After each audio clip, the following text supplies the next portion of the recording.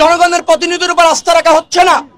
জাতীয় নির্বাচনের মাধ্যমে যে দেশ মেজরিটি নিয়ে, যে দল মেজরিটি নিয়ে রাষ্ট্র ক্ষমতায় আসবে, সেই পথকে অনেকটা রুদ্ধ করা হচ্ছে। যে সনদ জাতীয় ঐক্যমত হয়েছিল, সেই সনদের মধ্যে আমরা দেখতে পাচ্ছি কোন ব্যক্তি, দল, গোষ্ঠী, ভাবনাকে প্রাধান্য দেওয়া হচ্ছে। আগামী জাতীয় নির্বাচন, যার মাধ্যমে আমরা জনপ্রতিনিধি নির্বাচিত করতে চাই, একটা কার্যকর সংসদ চাই, সে পথ রুদ্ধ এবং অনিশ্চিত করার একটা অপচেষ্টা চলছে।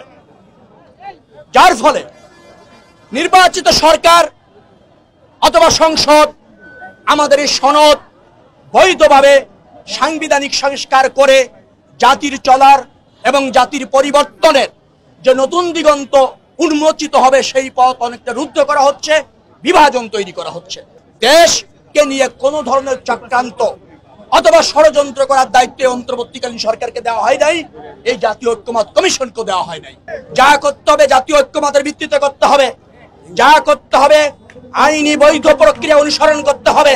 কোন গোষ্ঠী শ্রেণীর চিন্তা ভাবনা এদেশের উপর চাপিয়ে দেওয়া এদেশের জাতীয়তাবাদী শক্তি মেনে নেবে না।